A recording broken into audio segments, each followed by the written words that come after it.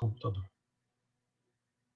Isso. Então, para falar de sentidos, vamos pegar aqui primeiro a evolução do sistema nervoso, ou dos sentidos. Então, bora lá. Os sentidos, sistema nervoso sensorial. Gente, sentidos. 5 sentidos: visão, tato, paladar, olfato, audição. O primeiro grupo na zoologia, no reino animal, se pegar reino portista, monera, fungo, vegetal e animal, sistema nervoso é só nos representantes animais, é claro. Né? Planta, apesar que existem experimentos com planta, planta não tem sistema nervoso, é óbvio, mas tem experimentos com plantas aí, onde eles colocaram músicas, né, música clássica, ou sei lá, eles colocaram ritmos musicais diferentes e isso influenciou de alguma maneira o desenvolvimento e o crescimento das plantas. Eu não vi os resultados dos experimentos, mas eu já escutei falar na época que eu estava na faculdade. Sei lá, o cara botou música clássica, né, a planta cresceu. Ele colocou funk, né, a planta morreu. Bom, brincadeiras à parte, sistema nervoso só nos animais. O primeiro grupo a apresentar sistema nervoso, então, tá, é o grupo dos quinidários, os selenterados. O que ele tem? Sistema nervoso, o sentido do tato, né, o arco reflexo simples, encostou, ela responde. Tá? Então, é o arco reflexo simples. Eu vou evoluindo até chegar no ser humano, tá? É o arco reflexo simples, sentido do tato aí nesses representantes. A planária, ó, e eu estou seguindo a linha evolutiva, né? Poríferos, quinidários, plateuminda, lá. Poríferos não tem, porque não tem tecido verdadeiro, não tem célula, nada disso. Aliás, não tem sistema nervoso. O primeiro grupo a apresentar sistema nervoso, então, é o grupo dos quinidários, né? Sistema nervoso difuso. Porque nos outros animais, a escala evolutiva, ele começa a ficar centralizado na parte anterior do corpo. Então, a evolução do sistema nervoso é ele ficar centralizado na região anterior do corpo. Então, ele vai desenvolvendo essa região. Oi. Tá. A planária possui ocelos. Tá? O que são ocelos? São estruturas que captam luminosidade, então a diferença entre claro e escuro, e não formam imagens. A planária não enxerga, ela só sabe se está de dia ou de noite, se está claro, se está iluminado ou não. Belezinha? Não forma imagem. A água-viva, então, muito menos, né? Só tá. As minhocas, elas têm células táteis, fotorreceptoras e quimiorreceptoras. Então, ela consegue detectar a luminosidade, ela consegue detectar a umidade do meio, ela consegue detectar se aquela substância, um nutriente pode ser ingerido ou não. Não é? Nós conseguimos detectar luminosidade, ou melhor, luminosidade, né? Mesmo com o olho fechado, né? Pelo menos em uma parte a gente consegue. Eu tive um aluno que ele nasceu com deficiência visual, ele era totalmente cego, né? E ele, cara, a percepção dele de mundo era fantástica, né? Assim, era inacreditável. Ele era jogar futebol de salão, ele lutava judô e era digitador na empresa onde ele trabalhava ainda. Isso com 19, 20 anos, tá? E ele totalmente cego. Então, a percepção de mundo dele é fantástica. Eu nunca convivi assim diariamente, mas eu tive um aluno, né, alguns alunos com alguns tipos de deficiência visual, então o comportamento deles era fantástico assim, em relação à percepção de mundo. Ó, moluscos, eles têm uma coisa chamada estatocisto, que é responsável pelo equilíbrio, né? Como se fossem uns pequenos grãozinhos que eles se movimentam de acordo com o movimento do animal. Então, assim, se o animal gira para um lado, essas partículas minerais de estatocisto, elas se deslocam em áreas específicas do corpo, estimulando determinados neurônios, né, e respondendo se o animal está... Nós temos isso, né? Nós temos os próprios receptores, né? Então, se você fechar o olho, você sabe se está de pé, deitado, voando, sentado, né? Certo? Então, o cefalópodes tem isso. E uma coisa fantástica no cefalópodes é o seguinte, a visão dele, né? O polvo tem uma das melhores visões em relação aos invertebrados. Então, o polvo ele consegue enxergar exatamente cores, né, assim, muito próximo da visão do ser humano, tá? Então, ele tem uma visão bem desenvolvida. E dizem que nas ventosas dos polvos, né, desses cefalópodes, polvo e lula, eles têm quimiorreceptores, então eles poderiam sentir o gosto, né, detectar determinado sabor pelas ventosas dos tentáculos. Essas ventosas aqui, ó. Então imagina você sentindo o sabor de tudo pela sua mão, né? Onde você encosta a mão, você sente o gosto, né? Em determinadas situações seria uma grande vantagem, em outras situações seria uma grande desvantagem, né? Acho que por isso que o sabor é na língua e fica numa cavidade oral totalmente fechada e só é exposta quando necessário, né? Então, a mão a gente só tem o tato. Bom, crustáceos, eles têm os órgãos táteis, olfativos. Tudo bem que ele é animal aquático. Você fala assim, pô, animal aquático tem olfato? Tem olfato, é. Ele capta partículas do meio. Agora, se eu falar para você assim, por exemplo, eu estou falando do ser humano. Se eu falar assim, ó, o gosto do bacon, cheiro do café, cheiro do bacon frito, todo mundo conhece, né? Agora você fala assim, qual é o cheiro do vidro? Qual que é o gosto do vidro? Ah, tem uma janela de vidro aqui do meu lado. Qual que é o gosto que ela tem? Ah, não sei, nunca comi, nunca.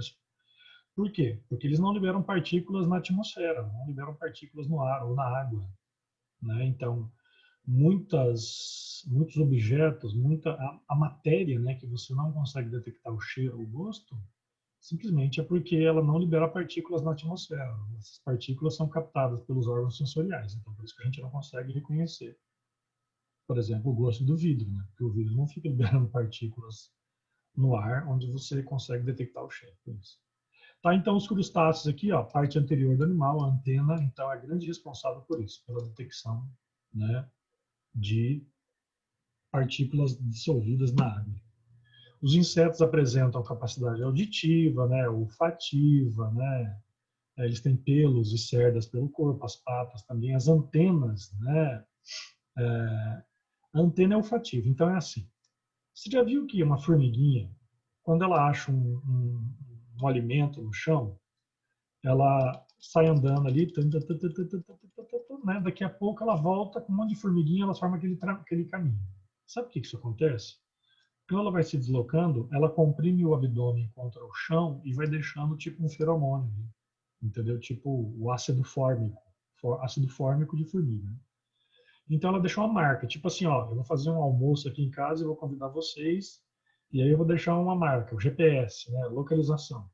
É como se eu fosse marcando o chão, né? Pega uma lata de tinta e vou fazendo umas marquinhas no chão para você chegar da escola até a residência aqui, entendeu? Então a formiga faz isso.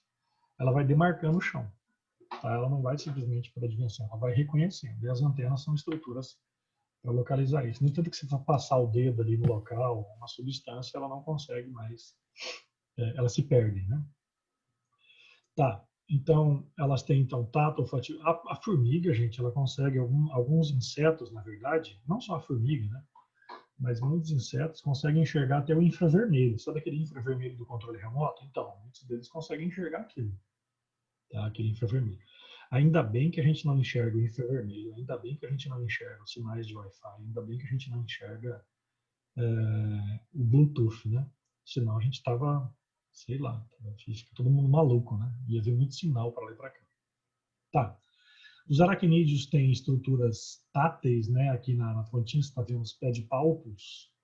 Os pedipalpos, né? Ou simplesmente palpos, são essas duas projeções, essas duas patinhas dianteiras, que não é bem patinha, né? Ele tem 8 patas, né? Então eles são suas duas projeções aqui, dois apêndices, né? Dois membrozinhos que ele consegue detectar o que está no meio ali, tá?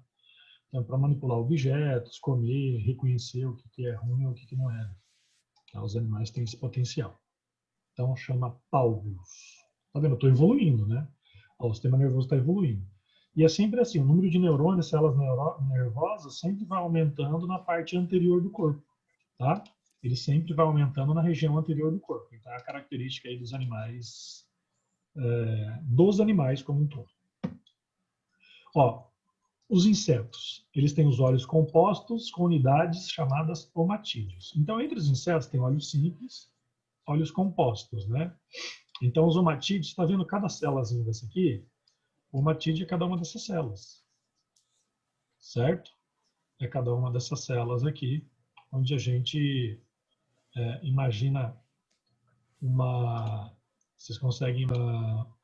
Então aqui, moçada, os omatídeos, então, são essas unidades nos olhos dos insetos. Tá? Então, eles conseguem. Se você perceber aqui no centro, ó, isso aqui são olhos também, tá? Então dizem que os insetos têm 3 olhos, aproximadamente. Aí por que você não consegue atingir uma mosca, né? Você vai dar um tapa no pernilongo numa mosca, porque você tem um deslocamento de ar. Quando você movimenta a mão, você desloca o ar também.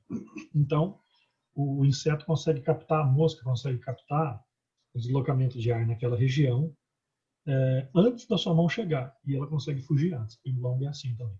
Tá? Linha lateral. A linha lateral é presente nos peixes, nos anfíbios, no caso do girino. Tá? Ela capta a pressão e movimentação da água. Então, se você for pescar, for fazer alguma coisa referente a isso, né, a vibração, excesso de barulho, sabe que o barulho ele gera vibração. Né? O peixe consegue detectar isso. E alguns peixes, quando ficam assustados, eles liberam uma substância na água que alerta todo o cardume, aí você não pega mais nada. Então, lambari, se eu não me engano, lambarizinho é assim, né? Se ele está assustado, ele libera uma substância na água e aí ele faz todo mundo, com que todo mundo seja alertado e foge e acabou a pescaria. Você não pega mais nada, pelo menos dessa espécie de peixe. A linha lateral, então, capta a vibração. Cobras. As cobras têm os órgãos de Jacobson. Você sabe que cobra, ela não sente... cobra não enxerga bem. Tá? A cobra escuta o som porque ela capta a vibração do solo. Ela encosta a cabeça no solo e ela capta a vibração em movimento. Tá? Então a cobra é surda. Tá? Ela não escuta. A visão dela é ruim e ela é surda. Ela não adianta você xingar uma cobra e falar, ô cobra, ela não vai escutar. Ela só capta a vibração. Agora o órgão de Jacobson, ele fica no céu da boca dela aqui, ó, e é um órgão olfativo. Então a cobra, o fato dela ficar tirando a língua da boca toda hora é para detectar o quê? Detectar o gosto, né? O olfato. Então ela sente o gosto do ar, assim dizendo, as serpentes, tá? Elas sentem o gosto do ar. Então é uma característica bem interessante das serpentes aí. Tá? Então, e elas têm estruturas termorreceptoras. O que são as estruturas termorreceptoras? Aqui, ó, é o que a gente chama de fosseta loreal. A fosseta loreal, ela é uma estrutura identificadora de temperatura. Né? Ela faz identificação de temperatura. Então, o que significa? Significa o seguinte: uma cobra ela pode achar sua presa pela temperatura do corpo. Nos zoológicos, eles têm os ratinhos no freezer, lá, né, congeladinhos, então eles colocam no micro-ondas e jogam no solo, né, no chão lá, e a cobra encontra seu alimento pela temperatura do corpo. Tá? Então, a fosseta loreal é uma estrutura exclusiva de cobras peçonhentas. Tá? Então, é um órgão sensorial.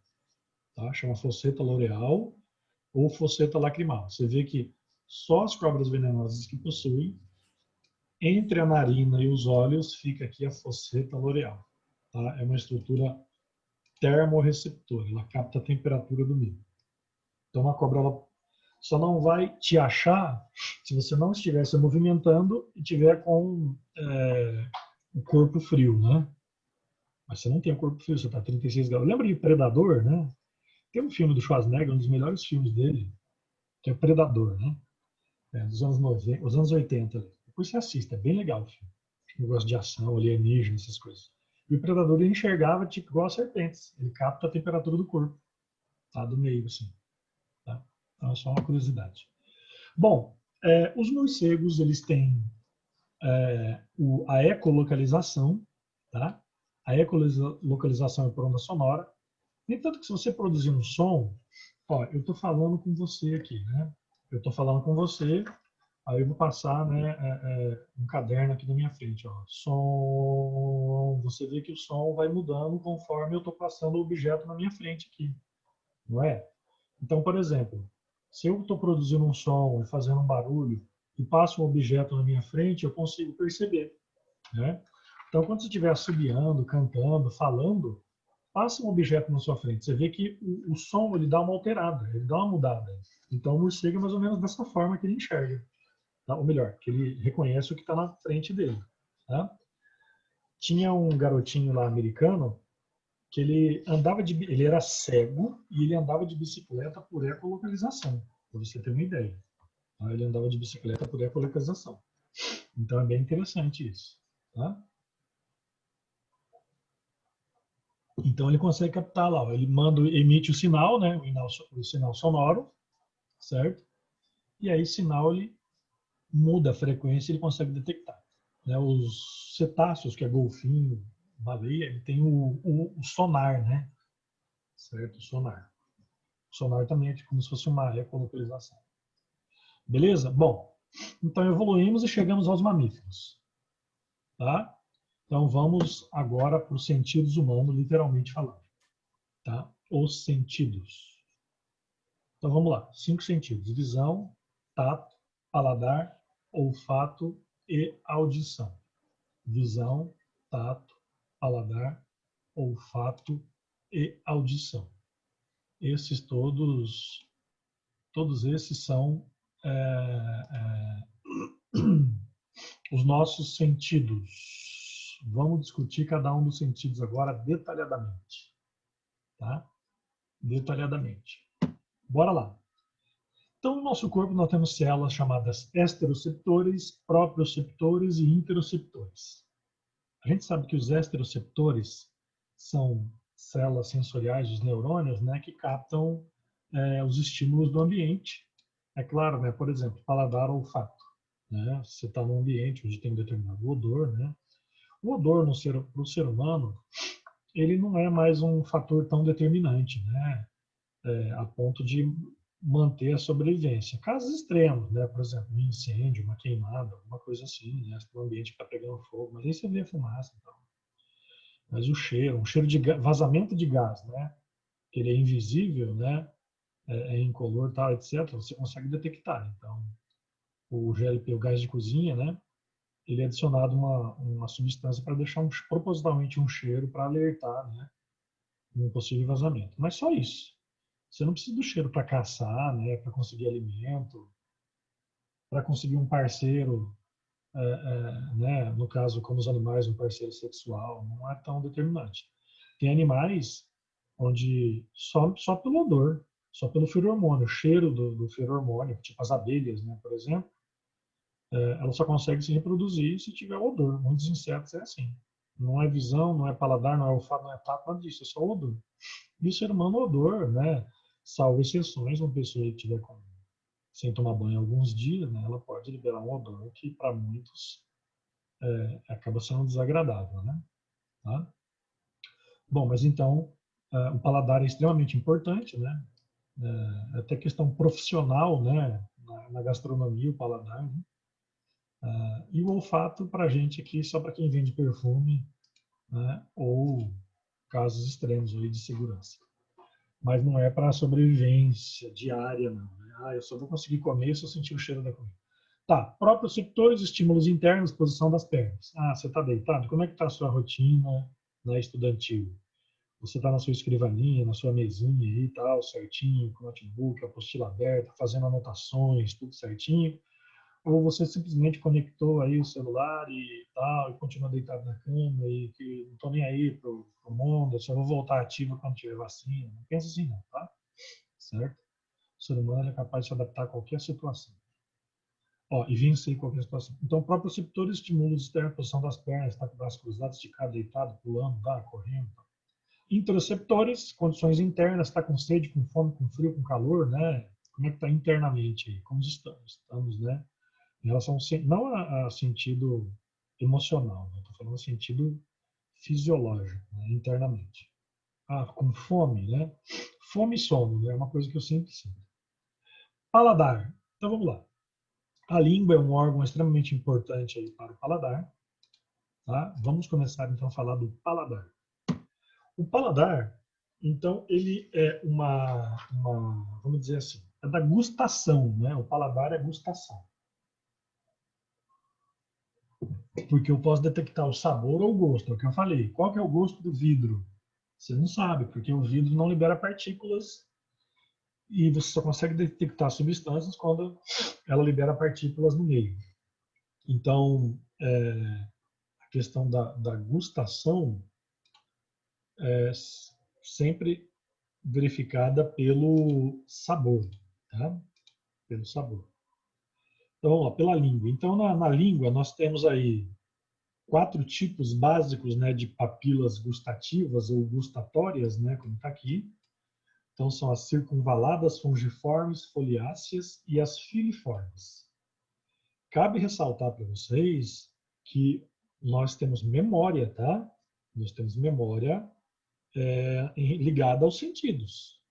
Olha que coisa bacana. Você tem memória ligada aos sentidos, tá? Como que um cego, né? Eu nunca perguntei para um cego, mas ele ele sonha com os outros sentidos, que ele está sentindo alguma coisa, que ele está cheirando alguma coisa, que ele está comendo, que ele está se movendo, tal, entendeu? Você fala assim, como é que o cego sonha se ele não vê nada? Ele sonha porque ele tem os outros sentidos, absolutamente normal, né? Ele só não sonha com imagem, ele sonha com sensações, tá? Se você fechar os olhos, você consegue imaginar diversas sensações. Tá? Então, as pessoas com deficiência visual é da mesma forma. Tá? Então, o cego sonha? Sonha. Tá? Então, as papilas, eu estava falando de questão que na língua, esse negócio de que na língua você tem, porque na língua eu sinto, na pontinha da língua eu sinto doce, salgado, azedo, etc. Tal, isso aí é papo furado, tá? Na língua nós sentimos todos os sabores. Beleza? Então, aqui, ó, um trecho do livro do Amado Zimarto. Aqui, ó. Os 4 tipos de sabores podem ser detectados em qualquer região da língua. Beleza? Tá? Então, essas papilas gustativas aí, elas são detectadas em diversas áreas aí. Tá? Então, as filiformes é o tato, tá? Então, você tem tato na língua. Ah, claro, você tem tato nas mãos? Tem na língua. Só que eu falei, se você pegar uma bala de hortelã, se tivesse em aula presencial, dá para a gente fazer uns testes, né? Você coloca uma venda nos olhos, e a pessoa tem que cheirar alguma coisa ou colocar lá, sei lá, uma bala de hortelã. Você reconhece, tô com um house aqui, né? Agora, você pegar um pendrive e colocar na boca, você não sabe que é um pendrive, porque você nunca colocou um pendrive na boca, né? Pelo menos eu acredito que não. Então, você não tem memória para isso. Entendeu? Você tem memória. Se alguém colocar uma chave na sua mão e você tiver de olhos fechados, você vai pegar e falar, é uma chave. Se alguém te der um café, né? Você vai cheirar ou saborear e falar, um café, você reconhece. Entendeu? Então você gera memória. Agora você fala assim, qual que é o gosto de uma barbatana de tubarão, né? Você já comeu barbatana de tubarão? Talvez você tenha comido carne de tubarão, cação, né? Mas barbatana eu acho que não. Bom, então em todas as áreas aqui, ó, você tem as papilas circunvaladas, as fungiformes, as filiformes que é o tato, né? As foliáceas, tudo isso detecta. E você vê que ele tem um pequeno orifício aqui, ó, que cai ali dentro do neurônio, então você, né, esses botões gustativos, então a gente consegue reconhecer os sabores nessa área aqui, certo? Então, pela percepção dos sabores. Tem gente que quando está comendo um bolo, por exemplo, sei lá, uma receita de um alimento, ela consegue detectar, cara, minha mulher, ela está comendo um negócio, ela fala assim, olha, aqui tem pimenta do reino, aqui tem margarina, aqui tem não sei o quê, ela consegue. Tem gente que tem um paladar tão apurado que ele consegue te falar os ingredientes daquele alimento. Tem gente que não tira o chapéu. E só uma curiosidade aqui, durante a gestação, né, da minha esposa, durante a gestação, o olfato dela aumentou muito. Cara, eu falei para ela, você está parecendo um Wolverine aqui, ó. Ela sentiu o cheiro de coisas a quilômetros, né? E o paladar dela mudou. Olha uma curiosidade aqui. Por exemplo, ela ama churrasco. Durante a gestação, se ela sentisse o cheiro de churrasco, de carne assada, ela tinha ânsia de vômito. E olha que curioso, ela odiava, tinha nojo de picles, sabe aqueles legumes em conserva? Picles, nojo daquilo. E durante a gestação, ela comia vidros, potes cheios. Então, assim, inverteu o paladar, né? Uma coisa muito maluca que a ciência um dia vai explicar isso, né? Por que que o seu paladar, você tinha nojo de uma coisa e durante a gestação você passou a gostar muito. Mas aí é o seguinte, depois que o filho nasceu, voltou tudo ao normal. Tá? Estabilizou, voltou ao que era antes. Mas é curioso isso, viu? Tá?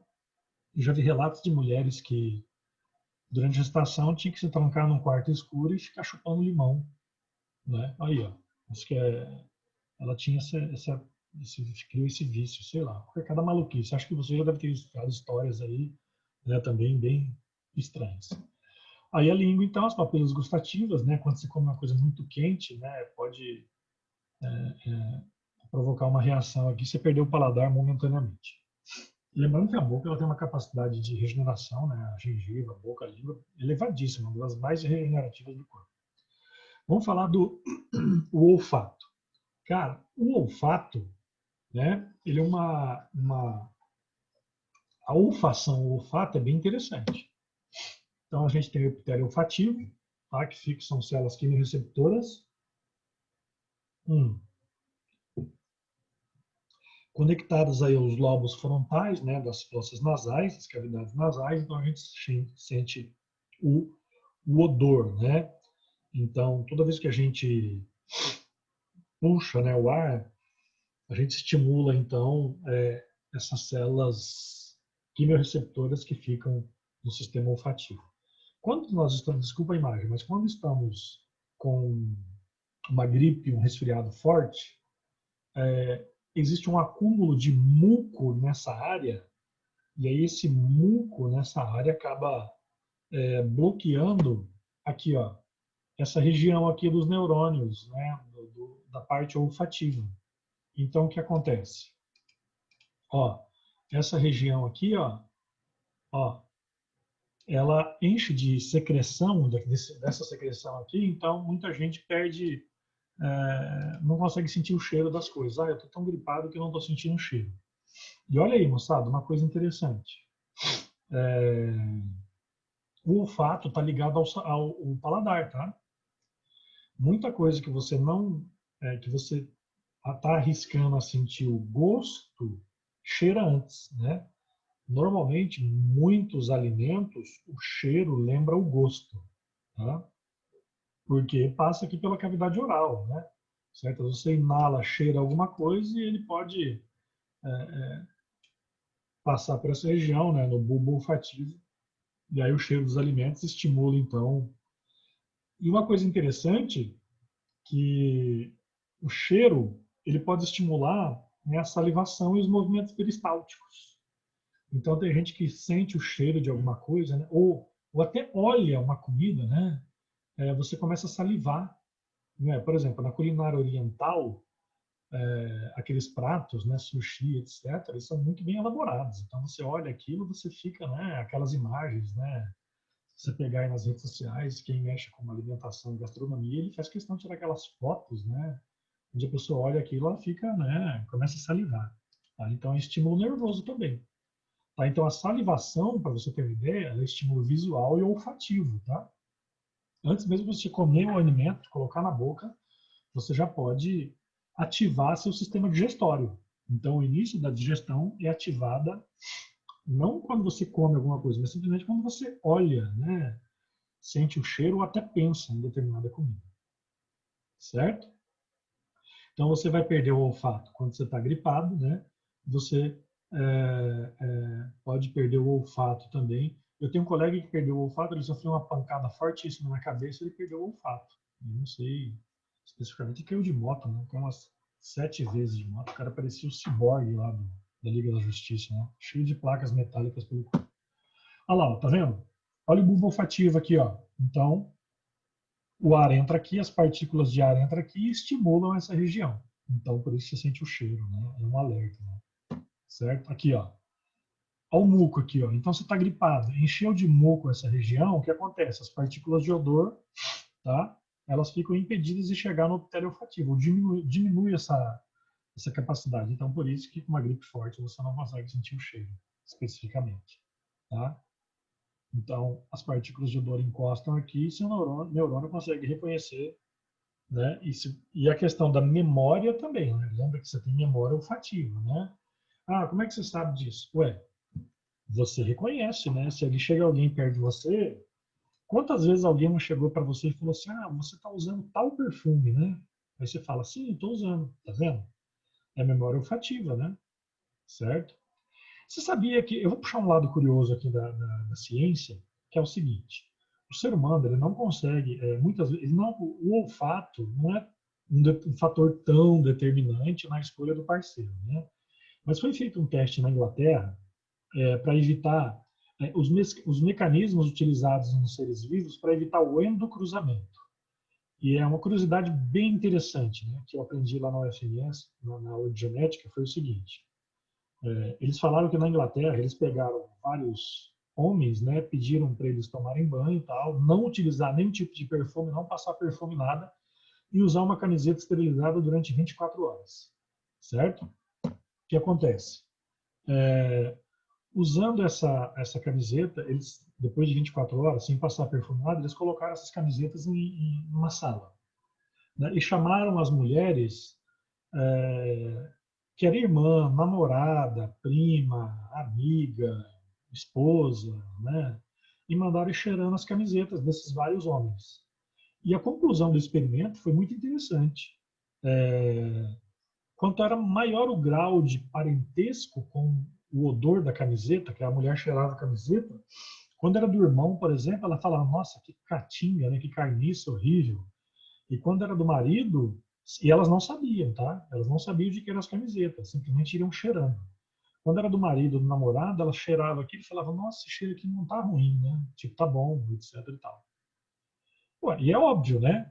Em relação ao seu, se você tiver um parceiro, namorado, se você já tinha, vai tentar, você vai gostar do cheiro da pessoa. Não fala assim, ah, eu namoro a pessoa e odeio o cheiro dela. Não faz sentido.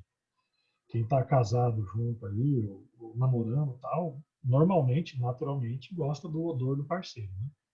Entendeu? Beleza? Uma curiosidade que eu achei fantástica. Então, seria isso um mecanismo de endocruzamento, de impedir o endocruzamento, né?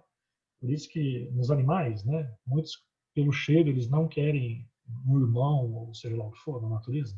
Bom, audição. Vamos falar da audição. Você está ouvindo, né, o que eu estou falando. Então, a orelha, né? A orelha tem três regiões: a orelha externa, a orelha média, a orelha interna, né? A orelha também aqui, ó, ela antigamente a gente falava ouvido, tá? Ah, eu tô com dor no ouvido. Cara, é uma terminologia que é muito bem aceita, não tem problema nenhum. Mas hoje na medicina você, né, procura falar essas três terminologias aqui: orelha externa, orelha média e orelha interna, beleza? Tá. Então são esses três tipos aí, tá? E outra coisa, o ouvido ele é responsável pelo equilíbrio, tá? Certo? Já vou falar de labirintite, né? Quando tem uma inflamação interna, né, nessas regiões, então a pessoa tende eu acho que a audição é a parte mais difícil dos sentidos. Ela é mais difícil que a própria visão, tá? Então vamos lá. Lembrando que você tem o vestíbulo coclear ou estato acústico, né? Então assim, você usa brinco no seu estato acústico, ou seja, na sua orelha externa, né? Tá vendo? Bom, orelha externa, tal, isso aqui. Na verdade, eu quero mostrar isso aqui.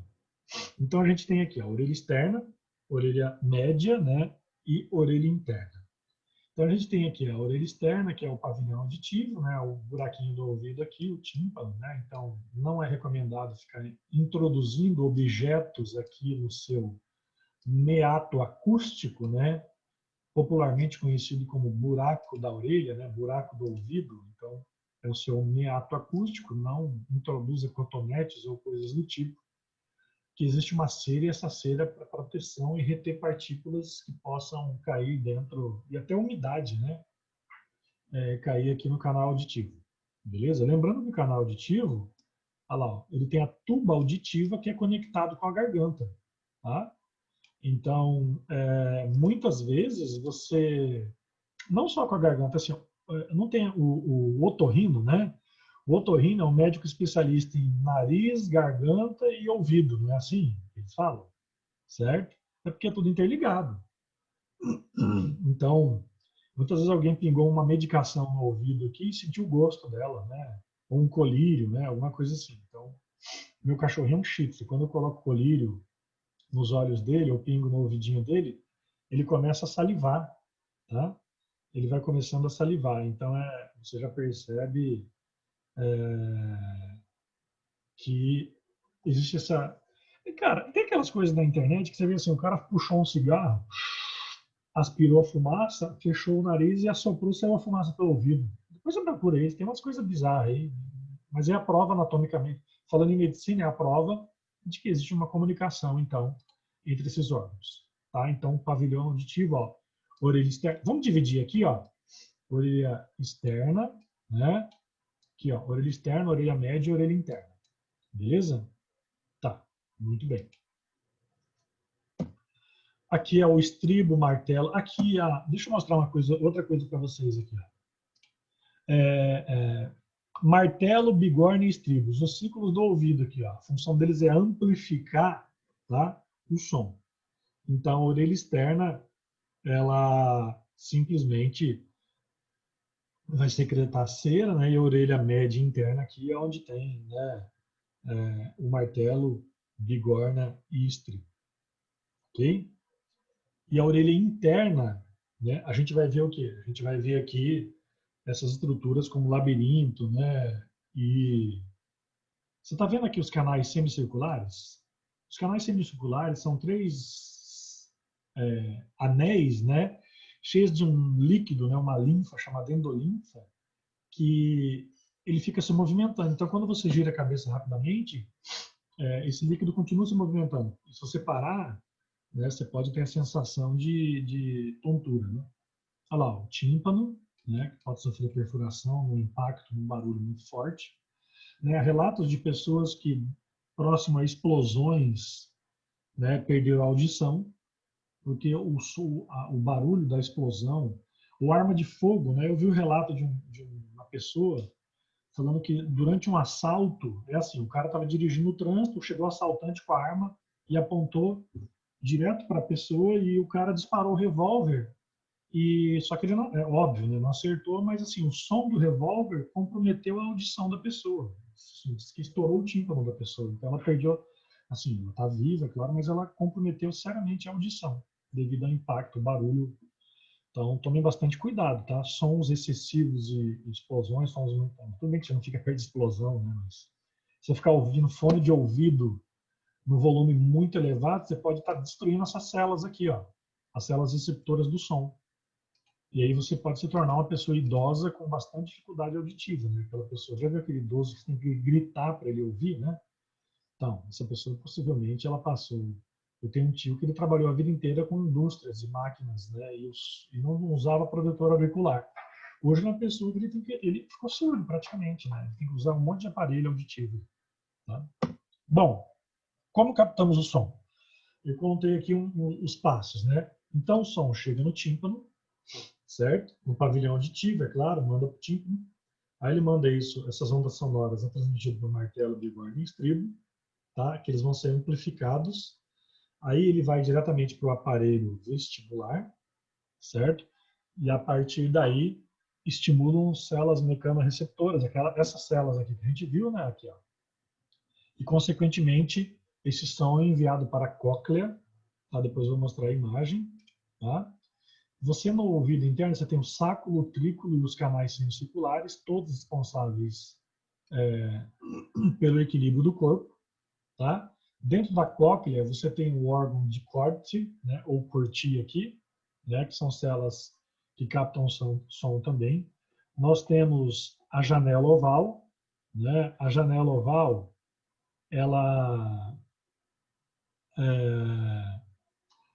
ela capta também vibração. Então você tem na janela oval uma estrutura chamada membrana tectórica, tá?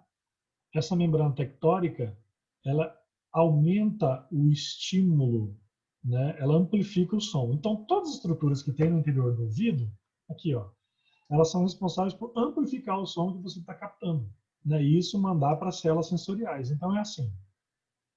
É... Já viu aquele telefone sem fio, né? Não era bem esse nome, que você pega duas latinhas, coloca um barbante, você conversa com uma pessoa para outra, né? Um brinquedo de criança. Então, aquele barbante seria um local por onde as ondas sonoras seriam propagadas e transmitidas. Nem tanto que o som dentro da água ele é transmitido com muito maior intensidade, tá? Certo? Então, a membrana timpânica e os ossículos do ouvido, né, eles amplificam as vibrações. Nessas vibrações são captadas pela membrana tectônica, né, esse órgão de corte, e mandadas às células sensoriais, por onde vai para o nervo auditivo e a partir daí você consegue, seu cérebro interpreta. Né? A grande verdade de tudo é o seguinte, não são seus olhos que enxergam, é seu cérebro. Não é seu ouvido que escuta, é seu cérebro. Tá? A prova disso, daqui a pouco eu vou mostrar ali umas imagens de ilusão de óptica, para você ver que seus olhos, né, literalmente, podem ser enganados. Então, o sáculo, o trículo e os canais semicirculares, ó, essas três estruturas aqui, são responsáveis por determinar a orientação. Então, são órgãos cheios de líquido, né, de linfa, que tem carbonato de cálcio. E, consequentemente, esses grãozinhos, quando você movimenta, você gira para um lado para o outro, esse líquido movimenta. E aí ele dá orientação.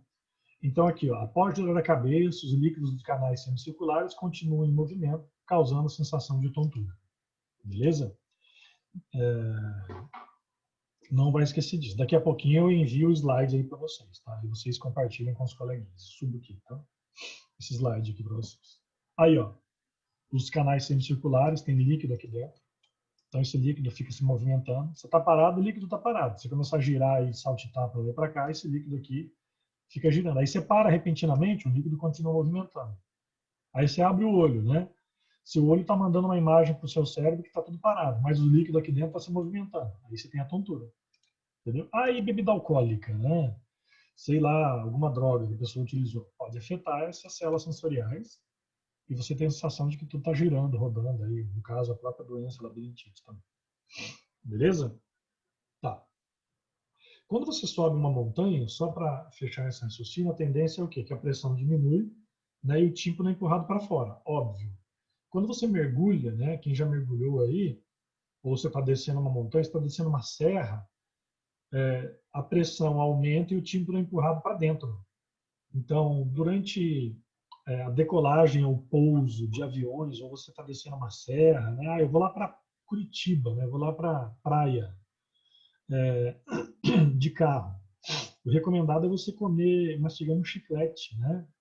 Para movimentar e não sentir tantos efeitos da pressão. Bebezinhos, quando... Cara, bebezinho sente muito, né? Quando tem decolagem e pouso de aeronaves, né? Eles muitos choram, né, durante esse momento, tá? Beleza? Tá, então só fechando a cóclea, então, como se fosse uma conchinha, né, que eu tinha mostrado ali, é para captar a audição, aquela aqui, tá vendo? Essa região aqui, tá?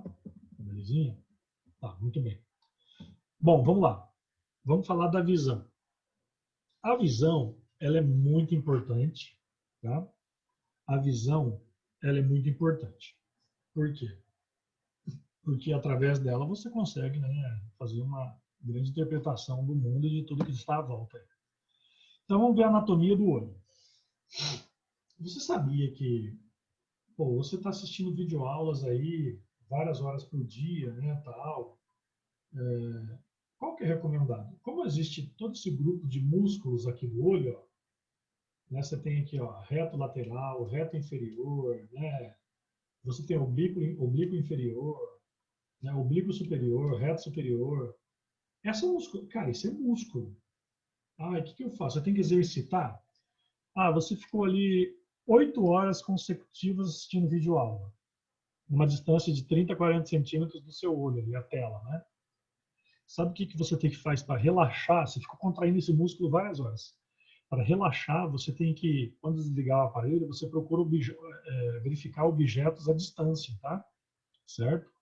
Então, ó, acabou essa videoaula, acabou suas videoaulas de hoje, você está mexendo no celular, guarda o aparelho e tenta ir para a janela ou para a rua ali, de máscara, é claro, e ficar olhando objetos distantes. Tenta ver aquela árvore lá longe, aquele carro passando, aquela pessoa lá longe. Por quê?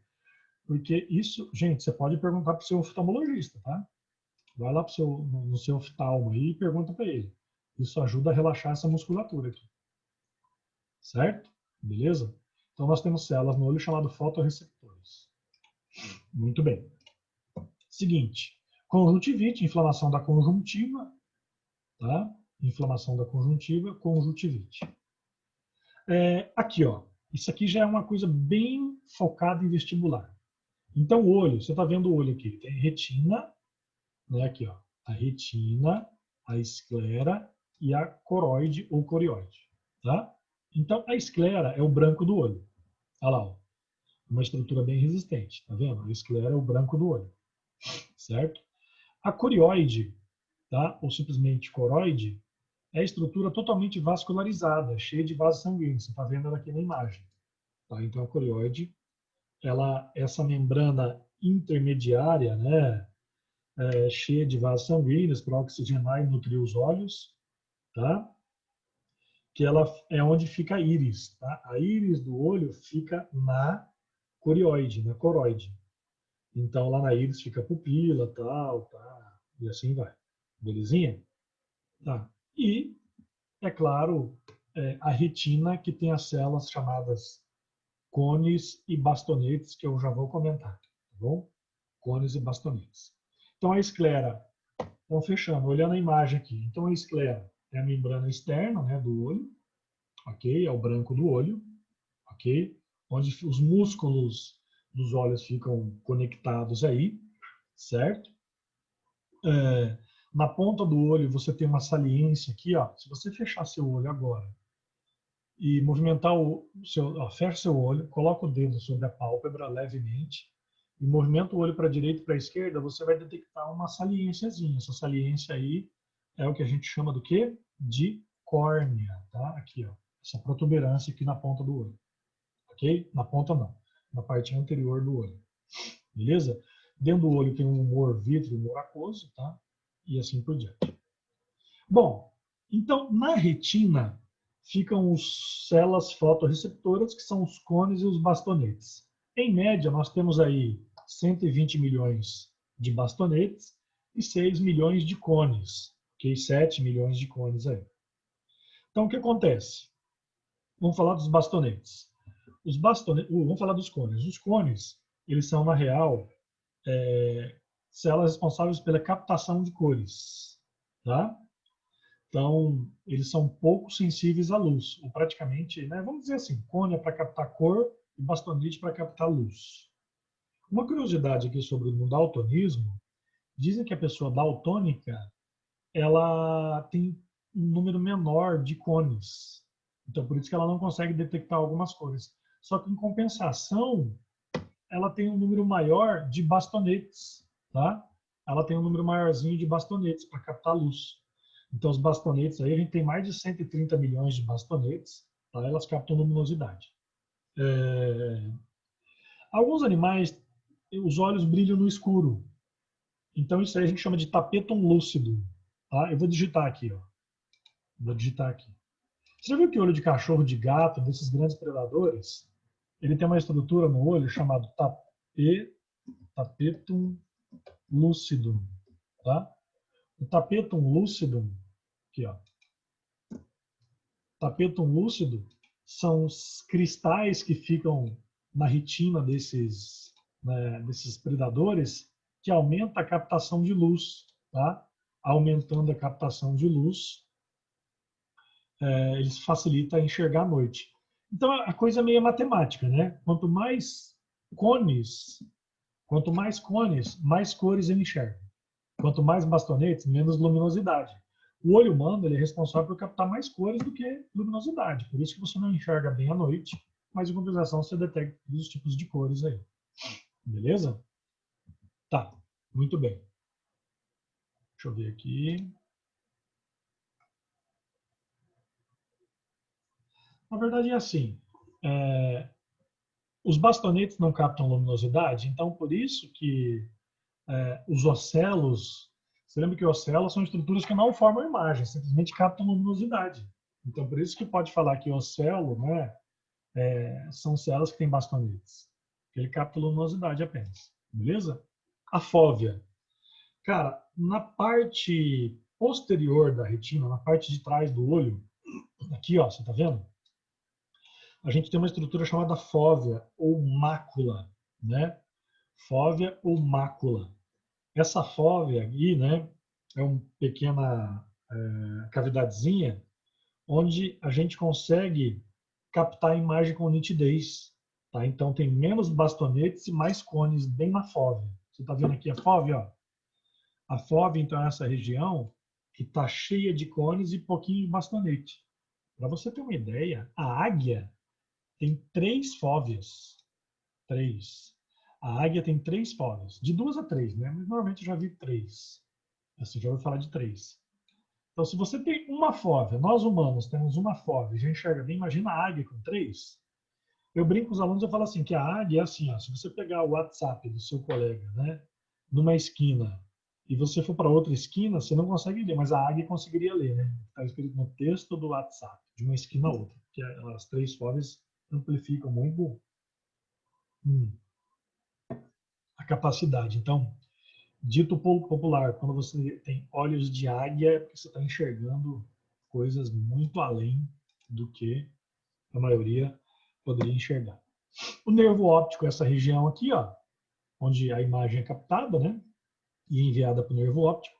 Então ele é conectado ao cérebro, certo? Ele liga a retina ao cérebro e aí ele interpreta as imagens, certo? Belezinha? Tá. Disco óptico ou ponto cego. Vamos comentar essa questão do ponto cego. Né? A luz, então, o que acontece? A luz ela vai ser captada pelo olho, mas o ponto cego é onde a luz não é captada. Depois eu vou ensinar um teste aí para você fazer em relação ao ponto cego. Tá? Então, a gente tem fibras nervosas, né, que estão ligadas ao disco óptico, né, ou seja, ao nervo óptico. E aí, o que vai acontecer? Nesse disco óptico aqui, nesse ponto cego, não tem fotorreceptores. Tá vendo? Bem nesse pontinho aqui, ó.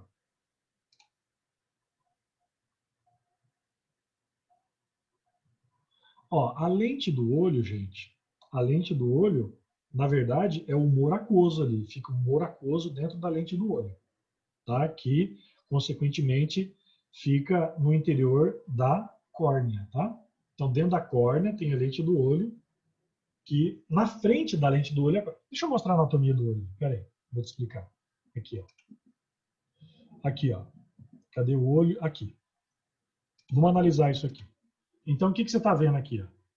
Você está vendo a córnea, essa protuberância aqui, tá? Que dentro da córnea você tem, aliás, aqui nessa região você tem um humor aquoso, tá? E atrás da córnea você tem o cristalino, que é, na verdade, a lente do olho. O cristalino é a lente, entendeu? Então você tem a córnea, que tem dentro dele o humor aquoso, e atrás da córnea você tem a lente do olho, que é chamada de cristalino. Belezinha? Tá, alguém me perguntou isso, eu estou respondendo. Tá, ponto cego. Você quer fazer um experimento de ponto cego? Você faz assim. Você vai pegar o seu caderno, né? Numa distância aí mais ou menos entre 4 dedos, você faz uma cruz e um pontinho preto. Pronto. Você pega a sua caneta aí, né? Coloca a sua mão entre 4 dedos de distância um do outro, aí mais ou menos, uma cruz e uma bolinha. Aí o que você vai fazer? Você vai fechar o seu olho esquerdo, faz uma conchinha e fecha o olho esquerdo, tá? E aí com o olho direito, você vai olhando para a cruz e vai aproximando o papel lentamente. O que vai acontecer? Cara, vai desaparecer o pontinho. O pontinho desaparece, é assim. Ó. Se você está me vendo aqui, você vai pegar, né, uma folha de papel, desenha uma cruz e uma bolinha, né, com uma relativa distância entre os dois. Aí você faz uma conchinha, fecha o olho esquerdo aqui, ó, e vai aproximando, vai aproximando, vai aproximando lentamente. Conforme você vai aproximando e olhando só para a cruz, a bolinha preta desaparece. Por quê? Porque ele atingiu um ângulo de visão do ponto cego. Então, por isso que você não enxerga, tá? Certo? Então, é só fazer esse experimento aqui. Fecha o olho esquerdo e com o olho direito, olhe fixamente para a cruz e aproxime lentamente o olho, tá? Beleza? Daria para fazer olhando para a tela aqui? Ah lá, deu para fazer olhando para a tela. Ó. Eu cobri meu olho esquerdo, estou olhando para a cruz sem piscar e estou aproximando o rosto da tela. Aí eu chego bem aqui, ó, desapareceu a bolinha escura. Só estou vendo a cruz. Exatamente nessa distância. Pronto. Viu? Isso chama ponto cego. Então, o que é o ponto cego? É essa área do cérebro onde não tem os cones, certo? Não há fotorreceptores aqui, então você não consegue enxergar na retina. Então, na sua retina inteira tem um local onde você não capta a imagem, chama ponto cego. Tá. Aí o humor vítreo, tá? O líquido gelatinoso aqui do olho, beleza? Certo? A lente do olho, aqui a lente do olho, ó. Tá vendo? Ela é biconvexa, que dá o foco à imagem, nitidez e foco. Tá vendo a lente do olho aqui? Toda a anatomia do olho. Imagina, cara, o olho é tão complexo que você tem uma especialidade médica só para o olho, né? A oftalmologia. Olha que coisa espetacular, né? Se eu fosse médico, acho que eu seria ou oftalmo ou dermatologista. Bom, então, você está vendo, né? Que bacana. A fog aqui, ponto cego, nervo óptico, lá, lá, lá, lá, lá, né? Pupila, íris e assim por diante.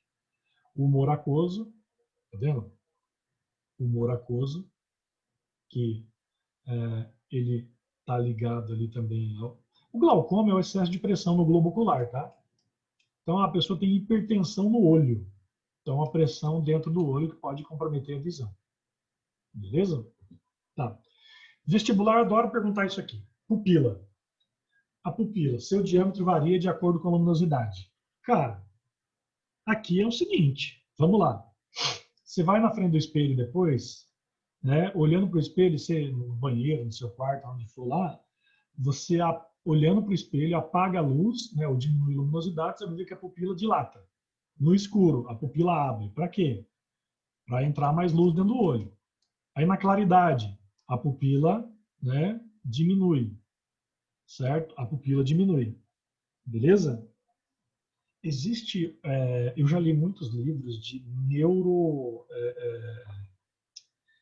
neuro, essa parte de comportamento ligada poxa, fugiu o nome agora, mas essa parte que indica a questão comportamental. Então eles falam assim que, por exemplo, quando a pessoa está muito interessada em algo ou em alguém, a pupila tende a dilatar. Então, se um dia você estiver conversando com uma pessoa e a pupila dela ficar muito dilatada, essa pessoa está interessada em alguma coisa, né? Que você está falando, não sei, sei lá. É só uma, né, neuro... Ah, fugiu o nome aqui. Tá? Tem vários... tem várias respostas fisiológicas do organismo em relação ao ambiente. Né? Então, mas assim, para o vestibular, seu diâmetro varia de acordo com a luminosidade. No escuro, a pupila abre, na claridade, a pupila fecha. Ou seja, ela está controlando a entrada e a saída de luz. Ok? Beleza? A íris, então, é a parte colorida do olho, tá? Que ela pode aumentar ou diminuir, certo? Então, quando está muito claro, a íris contrai e aumenta, né? A íris aumenta, assim, você acender, tá uma luz na sua cara, a íris fecha a pupila, entendeu? Ou diminui. A córnea, essa membrana que reveste o olho aqui, tá vendo? Certo? É a membrana que reveste o olho, então é bom você sempre ficar atento a isso. E, em relação à alteração da visão, vamos lá. Ó, você está vendo? Você usa óculos. Se você não usa, né? Aquele seu amigo que usa óculos, sem o óculos, ele pode estar enxergando a imagem exatamente assim, hein? Tá vendo? Certo? Beleza? Tá? Então a córnea ela faz o revestimento. Então assim, só para fechar a questão do raciocínio, deixa eu tomar água aqui. O humor aquoso, então, é aquele líquido, né, que fica entre a córnea e o cristalino. E o humor vítreo, certo? É uma gelatina que preenche o espaço, né, interno do olho ali. Belezinha? Ó, alterações da visão. Vamos lá. Miopia. Gente, a miopia ela faz com que o olho fique mais alongado, tá? Então a imagem é focada antes da retina. Beleza? Aqui, ó, a imagem é focada antes da retina.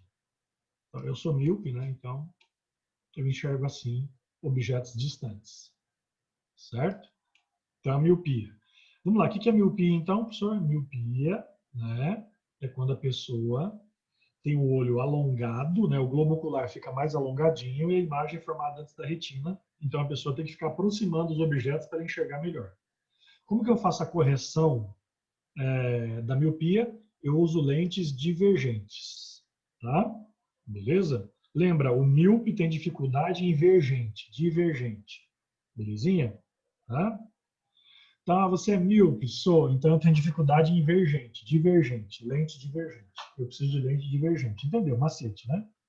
Tipo, o míope não consegue ver as pessoas direito, né? Ele tem dificuldade em divergente, lente divergente. A hipermetropia, né, o olho fica mais achatadinho, certo? A imagem se forma atrás da retina, ok? Então a pessoa tem que afastar aqui, ó, os objetos para enxergar melhor. Isso é mais comum na terceira idade, não, depois dos 40 anos, né, tal, a pessoa então, com certeza você já viu uma pessoa aí de mais idade, né, afastando os objetos para conseguir ler, né? Entendeu? Essa pessoa então tem um quadro de hipermetropia, ok? Você vai usar o lente convergente, tá? Você vai usar a lente convergente para corrigir. Belezinha? Tá. Então a hipermetropia, ela é semelhante à presbiopia, que é o que a gente chama de vista cansada, porque os músculos dos olhos, né, eles vão ficando mais flácidos, né, os músculos ciliares, e aí, consequentemente, a imagem é formada atrás da retina, né? Então, a pessoa também tem que afastar. Ó, igual você está vendo aqui, ó, o celular, o cara de perto ele não enxerga direito, mas de longe ele enxerga melhor. Então, isso pode ser chamado de hipermetropia ou presbiopia, tá? Beleza? O glaucoma eu já falei que é uma pressão intraocular. O astigmatismo, olha lá, é um problema na curvatura do olho, tá? Curvatura na córnea do olho. Então, o que acontece? Pode ser no cristalino, né? Ou na córnea, então ele tem uma alteração nessa curvatura e a imagem é formada de maneira irregular. Então a pessoa vive enxergando sombra nos objetos, tá? Quem tem astigmatismo aqui, ó, dessa maneira. Tá vendo? Então, o ideal é você usar uma lente mais cilíndrica, né, para corrigir isso aqui. Ok? Beleza? No astigmatismo. E aí o tato. O tato é a parte final. Nós temos aí em relação ao tato, vamos analisar a questão do tato aí. Você tem, né, como diz, você tem tato para isso, né? Você tem tato para aquilo. Quando ele fala em questão de tato, é para você reconhecer o que está no meio ali, tá? Então vamos lá. Tato. A gente tem aqui, ele está localizado sobre a pele. Gente, boca, órgãos genitais, as mãos e os pés, o número de terminações nervosas é muito, milhões de vezes maior. Então, por isso que às vezes um corte na ponta do dedo dói muito mais que um machucado aí no braço, né? Sei lá, entendeu? Sei lá, você pega um corte de 1 centímetro na ponta do dedo e um corte de 1 centímetro na sua perna, aqui na coxa, no braço, no dedo dói muito mais, porque tem muito mais células nervosas, tá? Então, se a gente pegar aqui, por exemplo, corpúsculos de Pacini, né, ou Pacini, esse corpúsculo de Pacini aqui é para quê? Para captar vibração, tato, né? A gente tem mais ou menos 300 mil aí por região na pele. Então é bem grande esse número. Discos de Merkel. Os discos de Merkel é para a gente detectar o quê? Tato ou pressão. Corpúsculos de Meissner, né? Os corpúsculos de Meissner, você tem mais ou menos 200 mil aí por unidade, então é para captar também o tato.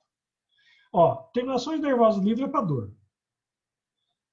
Fica a pergunta no ar: será que pessoas que são mais sensíveis à dor seria um lado apenas psicológico ou ela tem mais terminações nervosas livres que uma outra pessoa que não tem dor? Não sei. Você vê naqueles vídeos onde tem as pessoas lá, né, os monges lá, os lutadores de artes marciais, o cara entrando naqueles lagos congelados, né? Ou o cara tomando um monte de soco e não está sentindo dor, né? A dor é psicológica, né? Depende de quem está sentindo. Então, tudo isso aí. Aí você tem os corpúsculos de Krause, né? Mais ou menos 150 mil ali, eles são ligados a terminações de frio, né? Então, a pessoa recebe estímulo frio, tá? E, é claro, Ruffini é o de calor. Então, dá uma olhada na imagem aqui, ó. Você tem Meissner, tato, né? Terminações nervosas livres, dor. Vamos pegar uma caneta mais eficiente aqui. Ó. Então, corpúsculo de Meissner, tato. Terminações nervosas livres, dor. Merkel, tato. Ruffini, calor. Krause, frio. Tá? E assim por diante. Patino, pressão. Tudo isso na pele. Certo? Beleza? Deixa eu ver como é nosso horário. Tá. Nosso horário tá ok. Tá, beleza.